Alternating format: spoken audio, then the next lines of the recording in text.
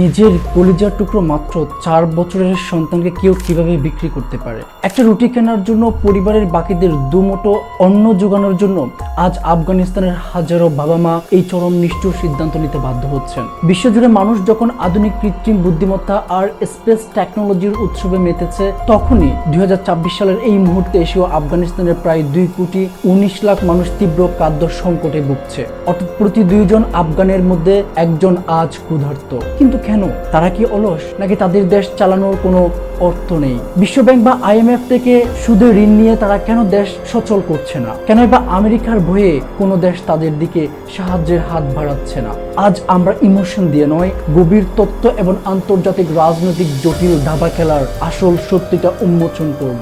ঘটনা শুরু 2000 সালের 15ই আগস্ট। 20 বছর যুদ্ধের পর মার্কিন সেনারা আফগানিস্তান ত্যাগ করে এবং তালেবান পুনরায় কাবুলের ক্ষমতা দখল করে। এর ঠিক পর থেকেই শুরু হয় আফগানিস্তানের আসল ট্র্যাজেডি। এর পিছনে 3টি প্রধান ধাক্কা কাজ করেছে। প্রথমত, রাতারাতি বৈদেশিক সাহায্য বন্ধ হওয়া। তালেবান ক্ষমতা নেওয়ার আগে আফগানিস্তানের বার্ষিক বাজেটের প্রায় 80% আসতো আন্তর্জাতিক সাহায্য থেকে। রাতারাতি সেই সাহায্য সম্পূর্ণ বন্ধ হয়ে যায়। দ্বিতীয়ত, গণপ্রত্যাবর্তন সংকট। জাতিসংঘ এবং IOM এর রিপোর্ট অনুযায়ী পাকিস্তান ও ইরান থেকে হঠাৎ করে প্রায় 30 লাখ আফগান শরণার্থীকে জোরপূর্বক দেশে ফেরত পাঠানো হয়েছে। সম্পদের এই বিশাল জনসংখ্যার চাপে দেশটির অর্থনীতি পুরোপুরি ভেঙে পড়েছে। তৃতীয়ত, জলবায়ু পরিবর্তন ও খরা।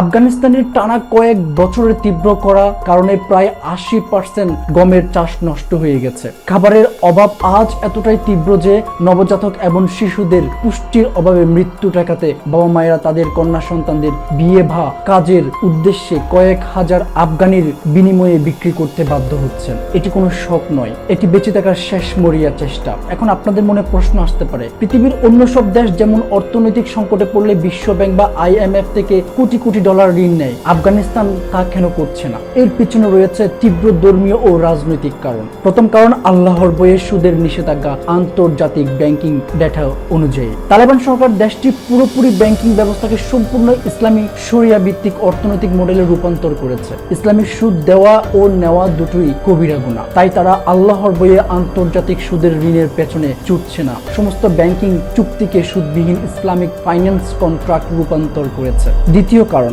বিশ্বব্যাংক নিষেধাজ্ঞা। কিন্তু সত্যিটা আরো গভীর। আফগানিস্তান যদি সুদ ছাড়া ঋণ চাইতো, তাও তারা পেত না, কারণ 2021 সালের আগস্টেই বিশ্বব্যাংক ও IMF আফগানিস্তানের সমস্ত অ্যাকাউন্ট ফ্রিজ করে দিয়েছে। তালেবান সরকারকে কোনো আন্তর্জাতিক আর্থিক প্রতিষ্ঠান বৈধ স্বীকৃতি দেয়নি, ফলে ঋণ নেওয়ার পথটি টেকনিক্যালিও বন্ধ হয়ে গিয়েছে। এবার আসা যাক সবচেয়ে গুরুত্বপূর্ণ প্রশ্নে, বাকি বিশ্ব কেন আফগানিস্তানকে সাহায্য করছে না? কেন প্রতিবেশী দেশগুলো বড় বিনিয়োগ করছে না? এর মূল কারণ আমেরিকার নিষেধাজ্ঞা এবং ভূ রাজনৈতিক ভয়। প্রথমত, আফগানদের নিজেদের টাকা জব্দ।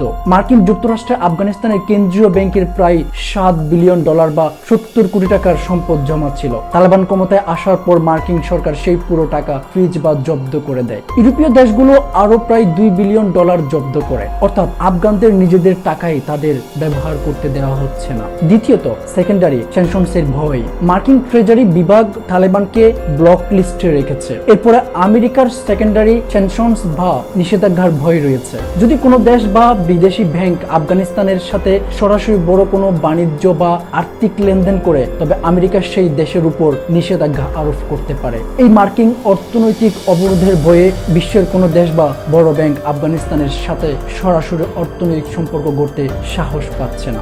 রাজনীতি, যুদ্ধ এবং ধর্মীয় আদর্শের এই ত্রিমুখী লড়াইয়ের দিন শেষে ক্ষতি কার হচ্ছে? কোনো নেতার নয়, কোনো বড় দেশের নয়, ক্ষতি হচ্ছে আফগানিস্তানের সাধারণ মানুষ এবং নিষ্পাপ শিশুদের। জাতিসংঘের শিশু বিষয়ক তহবিল ইউনিসেফের তথ্য মতে দেশটিতে লাখ লাখ শিশু তীব্র অপুষ্টিতে ভুগছে। আফগানিস্তানের এই নীরব কান্না আজ বিবেকের কাছে এক মস্ত বড় প্রশ্ন চিহ্ন। ভূ রাজনীতির এই নির্মম খেলায় সাধারণ মানুষের জীবন কি এভাবে সুতে জ্বলতে থাকবে? আপনার জীবন কি মনে হয়? আপনার কি মনে হয় আন্তর্জাতিক নিষেধাজ্ঞা তুলে নিয়ে আফগানদের নিজেদের জমানো টাকা ফেরত দেওয়া কি উচিত নয়?